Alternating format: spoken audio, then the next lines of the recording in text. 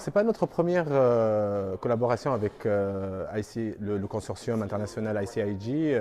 On a travaillé déjà l'année dernière ensemble sur les Swiss Leaks, qui était une très bonne collaboration aussi, qui nous a permis de travailler sur l'aspect tunisien, enfin sur le listing tunisien des gens qui avaient des comptes en Suisse. Et du coup, naturellement, cette année, enfin, il y a 7 mois à peu près, quand ils ont commencé à préparer le groupe de journalistes qui allait travailler sur les Panama Papers, ils nous ont contactés et on était partants. Et donc, on a eu accès à cette base de données. Alors, la spécificité de cette année, enfin de ce projet-là, c'est que, contrairement au Swiss Leaks, qui était un listing très facile à exploiter, là, on était face à 11,5 millions de documents de différentes formes. Alors, ça allait du PDF au scan, au message texte. Enfin bref, il y avait plein de formats de documents. Donc, la recherche n'était pas très facile. Et du coup, et surtout qu'il n'y avait pas possibilité de filtrer par pays on pouvait faire que des recherches par nom. Et donc voilà, c'était un travail très fastidieux. Et une fois on a trouvé les noms, il fallait vérifier que c'était les bonnes personnes. Et du coup, raconter aussi après l'histoire derrière, remonter tous les montages financiers, c'était pas quelque chose de très aisé. Bon, moi, mon background de financier me permet un peu de comprendre peut-être un peu plus, mais ça a été, on a fait appel à d'autres spécialistes qui nous ont aidés aussi pour comprendre certaines choses qui étaient très techniques en fait.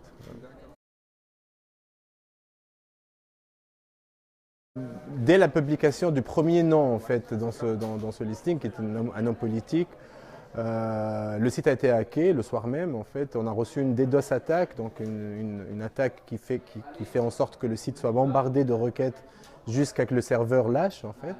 Et dans la nuit, une intrusion informatique qui a injecté un faux article en fait, qui accusait un rival politique pour semer un peu la confusion dans le lectorat. Et ça nous a obligés de mettre le site hors ligne pendant plus de 24 heures pour sécuriser les accès et surtout redémarrer en prenant en compte ces attaques continuelles qu'on recevait.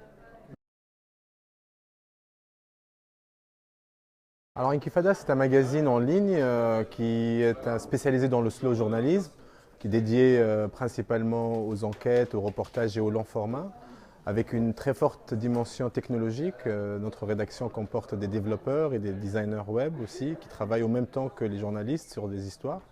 Donc il y a une dimension éditoriale bien sûr, mais aussi après une dimension technique et visuelle aussi de réalisation des objets et des histoires qu'on raconte.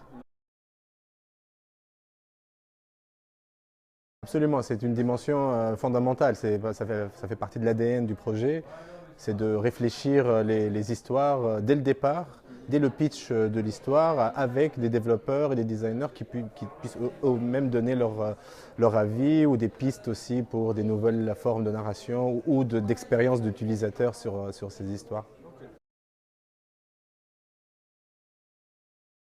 Le site Intifada, dès le départ, est sous la licence Creative Commons, donc pour usage non commercial. Alors, le modèle économique est très simple. Nous, Intifada est financé par une structure, une ONG qui s'appelle Al-Khat, qui est une ONG tunisienne. Et Al-Khat a, parmi ses sources de revenus, une partie de subventions classiques pour une ONG, à peu près 30%. Et les 70% qui restent sont des services destinés aux organismes internationaux, aux entreprises, même aux particuliers, de formation sur le journalisme ou sur aussi les nouvelles technologies, mais aussi de l'expertise au niveau des rapports, des recherches sur certains sujets et du développement web avec Intifada comme vitrine justement de ce qu'on sait faire.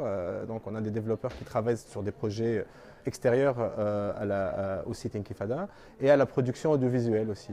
Donc on a créé, on va dire, une petite boîte de services adossée à ce projet et qui finance du coup une grande partie des besoins financiers du projet. Et vu qu'il est à but non lucratif, on génère l'argent dont on a besoin en fait. On n'a pas d'actionnaires à satisfaire ni de dividendes à verser. Alors payant c'est presque indispensable qu'on commence à solliciter le lectorat. Déjà, c'est presque pédagogique en fait, c'est d'expliquer que la formation de qualité, d'autant plus, coûte de l'argent et que si on veut pas de publicité et si on ne veut pas d'actionnaires qui peuvent interférer dans notre ligne éditoriale, bah, il faut que le lecteur mette un peu la main à la poche pour nous aider sur ça. Maintenant, il y a la question de la démocratisation de l'accès à l'information, qui est un des objectifs de notre média. Et donc, rendre le contenu payant, c'est exclure aussi une partie de l'électorat qui ne peut pas payer pour des raisons pas forcément financières. Ça peut être aussi le moyen de paiement.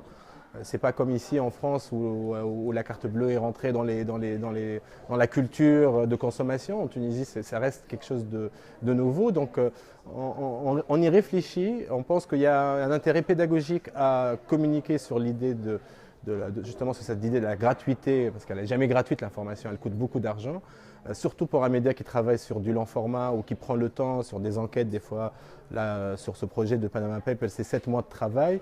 Il faut dégager des journalistes, les payer correctement et donc communiquer sur ça en fait et expliquer au lecteur qu'il a une responsabilité dans cet écosystème s'il veut avoir des médias qui sont indépendants justement de l'argent et de la politique et des annonceurs.